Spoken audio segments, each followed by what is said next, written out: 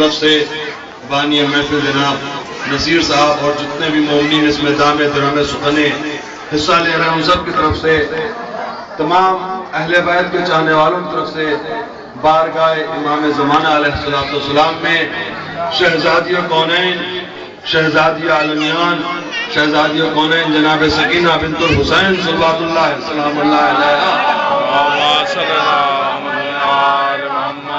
کی ولادت کی مبارکباد پیش کرتا ہوں کہ ان کے گھر کے بچے شہزادے شہزادیاں کس عظمت کی حامل ہیں۔ جب ان کے در کے شہزادوں اور شہزادیوں کو نہ سمجھ سکے تو ان کے در کے آقازادوں کو کیا دنیا سمجھے گی۔ ارشاد رب العزت ہو رہا اِنَّا هَدَيْنَاهُ السَّبِيلَ، یعنی ہم نے تمہارے لیے سبیل ہدایت کیا۔ بات یہیں پہ تمام نہیں کی، اما شاکروں و اما کفورا، اور تم کو اختیار دیا کہ اب چاہے تم، ہم نے جس کو ہادی بنایا، ہم نے جس کو رہبر بنایا، ہم نے جس کو خلیفہ اسلام منتخب کیا، ہم نے جو سبیل ہدایت تمہارے لیے معین و مقرر کیا، اس پر عمل کر کے اما شاکروں، اس پر شکر کر کے اپنا نام شاکرین کی فہرست میں لکھواؤ، مومنین کی فہرست میں لکھواؤ، متقین کی فہرست میں لکھواؤ، چاہے اس سے انکار کر کے، دیکھیں کچھ عرض کر رہا ہوں، بات یہیں پہ تمام نہیں کی، چاہے اس سے انکار کر کے تم اپنا نام کافرین کی فہرست میں لکھواؤ۔ دیکھیں آج اہل بیت کے چاہنے والوں پر یہ الزام لگتا ہے، یہ حسین ٹیکری کیا ہے، یہ علی کا دروازہ کیا ہے، یہ باب الحوائج کا دروازہ کیا ہے، یہ اس پہ سر کو ٹیکنا کیا، نعوذ باللہ ہم کو کافر کہا جاتا ہے، کفر سے تشبیہ دی جاتی ہے۔ دیکھیں اللہ بھی ایک کفر کا فتویٰ دے رہا ہے، کیا کہہ رہا ہے، ہم نے جس کو بنایا اس کو مانا تو مومن، اس سے انکار کیا تو کافر۔ اب مجھے یہ نہیں دیکھنا کس کو بنایا کس کو نہیں بنایا، مگر پورا عالم اسلام مل کے یہ جواب دے کہ نبی کا نواسا حسین ابن علی ہادی دین ہے کہ نہیں۔ لیکن میں تو اختلافی بات نہیں کر رہا ہوں، جس پر سب متفق ہے، حسین کے دشمن کو، یزید ملعون کو، یزید پلید کو کوئی نہیں مانتا۔ حسین ابن علی ہادی دین ہے کہ نہیں؟ کیا تم ہادی دین کی بات کرتے ہو؟ خواجہ معین الدین چشتی کہہ رہے ہیں دین است حسین،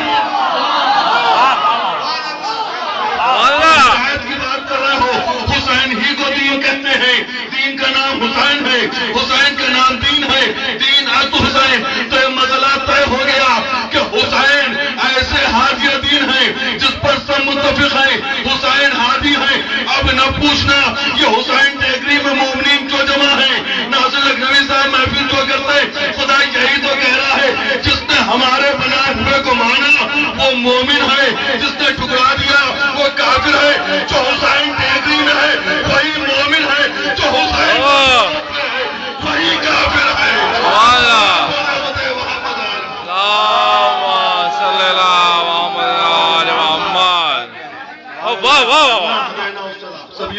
ہم نے جو سبیل ہدایت کیا، حسین سبیل ہدایت ہے کہ نہیں؟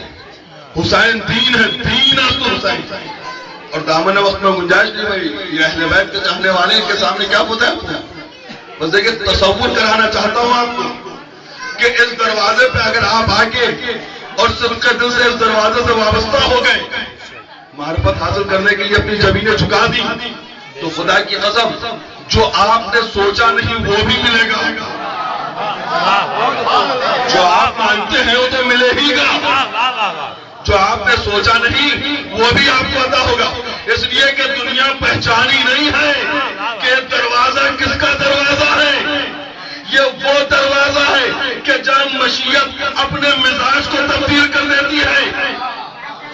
دیکھیں قرآن کی آیت کا سہارا لو، ایسا نہ ہو جو کوئی یہ کہہ دے کہ صاحب مومنین کو جذبات میں لا کے حسین کے وقار کو بیان کر رہے ہیں۔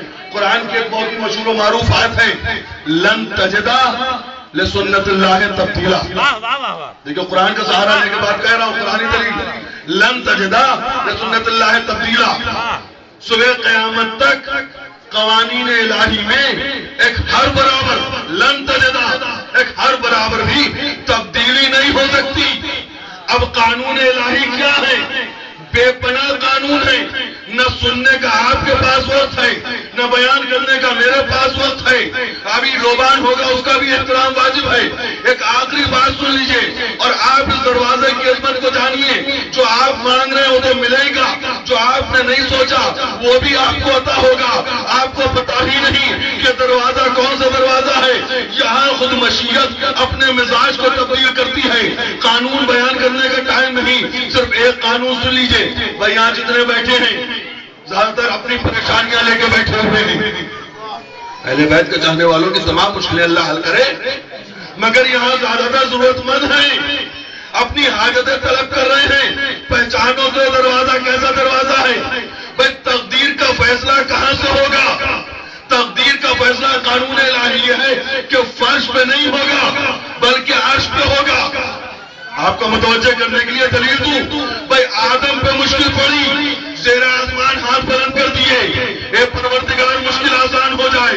نوح پہ مشکل پڑی، زیر آسمان ہاتھ بلند کر دیے، پروردگار سفینہ انبھور سے نکل جائے. ابراہیم پہ مشکل پڑی، بھائی آتش نمرود پہ تھے ابراہیم، آنے والا معصوم ملک تھا. اے ابراہیم کیا ہے تیری حاجت؟ کا جس سے حاجت ہے وہ جانتا ہے. لیکن ملک زمین پہ آ گیا تھا نا. ابراہیم جانتے تھے کہ تقدیر کا فیصلہ کوئی فرش پہ کرنے والا نہیں ہے بلکہ تقدیر کا فیصلہ عرش سے ہوتا ہے. ملک فرش پہ ہے، جس سے حاجت ہے وہ جانتا ہے. ابراہیم نے دلیل دے دی کہ کوئی ایسا باوقات نہیں جو دنیا میں رہ کے تقدیر کا فیصلہ کر دے. ارے نبی تو نبی ہیں، وہ عظیم ہیں، وہ برتر ہیں، وہ اعلیٰ ہیں. نہ نبیوں کی تقدیر کا فیصلہ فرش پہ ہوگا، نہ انسانوں کی تقدیر کا فیصلہ اس فرش پہ ہوگا. قانون بیان کر رہا ہوں، صرف ایک قانون، اسی پہ بات تمام ہے. شورا کو سننا ہے. یہ انسان بیٹھے ہوئے ہیں، گنہگار ہیں، ان کی تقدیر کا فیصلہ فرش پہ نہیں ہوگا بلکہ عرش پہ ہوگا. عرش والوں کی بھی تقدیر کا فیصلہ عرش پہ. متوجہ ہے کہ نہیں؟ فرش والوں کی بھی تقدیر کا فیصلہ فرش پہ نہیں ہوگا بلکہ عرش پہ ہوگا. اس لیے کتنا باوقار کوئی فرش پہ ہے ہی نہیں جو تقدیر کا فیصلہ کر سکے. قادر مطلق تقدیر کا فیصلہ کرے گا تو قانون قدرت سمجھ میں آیا. نہ زمین والوں کی تقدیر کا فیصلہ فرش پہ ہوگا، نہ عرش والوں کی تقدیر کا فیصلہ فرش پہ ہوگا. عرش والوں کی بھی تقدیر کا فیصلہ عرش پہ، فرش والوں کی بھی تقدیر کا فیصلہ عرش پہ. قانون سمجھ میں آ گیا. لن تجدا لسنت اللہ تبدیلا. قانون میں تبدیلی نہیں ہو سکتی. قانون یہ کہ تقدیر کے فیصلے عرش پہ ہوں گے. ارے نیمہ شعبان سے پہلے 3 شعبان آ رہی ہے. فدروس کو دیکھ لو، کوئی فرش والا نہیں بلکہ عرش والا فرش پہ آ رہا ہے.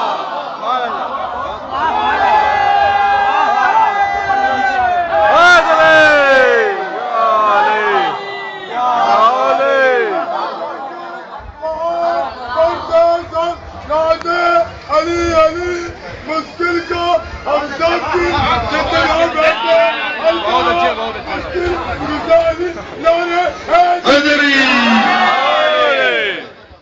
فرش والے کی تقدیر کا فیصلہ نہیں ہو رہا ہے. قدرت مشیت اپنی مشیت بدلتی ہے. عرش والے کی تقدیر کا فیصلہ فرش پہ ہو رہا ہے. اور حسین سے بالوں پر نہیں ملے، حسین کے گہوارے سے مسونے سے ملے. اب نہ پوچھتا حسین ٹھیکری کیوں آتے ہو؟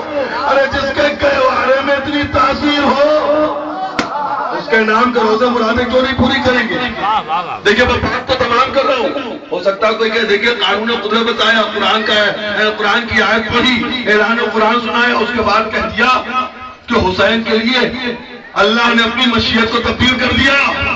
ارے جب بت آل محمد دماغ پہ چھاتا ہے تو سب سے پہلی مار یہ پڑتی ہے کہ عقل پہ پتھر پڑ جاتے ہیں، منطق سے دور ہو جاتے ہیں، لاجک سے دور ہو جاتے ہیں. بھیا سامنے کی بات ہے، پریشان ہونے کی بات نہیں ہے. آل رسول کی وہ فضیلت ہی نہیں جو مطابق قرآن نہ ہو. قرآن ان سے ہے، یہ قرآن سے ہے، وہ اس میں گنجائش نہیں ورنہ ثابت کرتا کہ آل رسول ہی قرآن ہے. ملاحظہ فرمائے ہوا کچھ نہیں، ذرا غور تو کر لے. بھائی جب آدم پر مشکل پڑی تو زیر آسمان ہاتھ اٹھائے، نوح پر مشکل پڑی زیر آسمان ہاتھ اٹھائے، شیش پر مشکل پڑی زیر آسمان ہاتھ اٹھائے. ادریس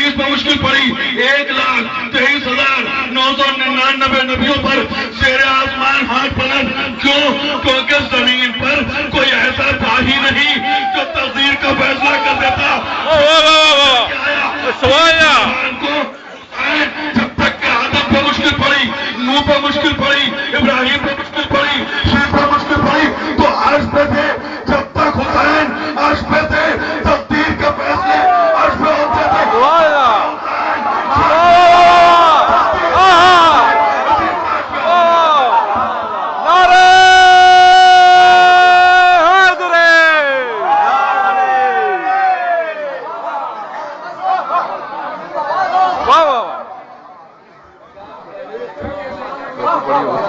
جب تک کہ حسین ابن علی عرش پر رہے، آدم کی بھی مشکل حسین نے آسان کی، نوح کی بھی مشکل حسین نے آسان کی، ابراہیم کی بھی مشکل حسین نے آسان کی، اور نبی کو تو کہنا پڑا حسین منی وانا من الحسین۔ حسین ہے تو نبی ہے۔ ارے کیا سن رہے ہو؟ یہ گنہگار بیٹھے ہیں، تجربہ کر لیجئے گا، تجزیہ کر لیجئے گا، پریکٹیکل کر لیجئے گا، میری بات پہ یقین نہیں کیجئے گا۔ بھئی آپ کے گھر میں 1 سال کی بچی ہو، 2 سال کی بچی ہو، اس کی محبت آپ کی اتنی نہیں ہوگی۔ 4 سال کی عمر میں ان گنہگاروں کے گھر میں اگر کوئی اولاد پیدا ہوتی ہے، 4 سال کی عمر ہو، خاص طور سے وہ لڑکی ہو، تو جو نور اس کے چہرے پہ ہوتا ہے، جو شباب اس کے چہرے پہ ہوتا ہے، جو معصومیت اس کے چہرے پہ ہوتی ہے، کسی کی 4 سال کی لڑکی ہو، اس کو واسطہ دے دو کہ تمہاری اس لڑکی کا واسطہ میں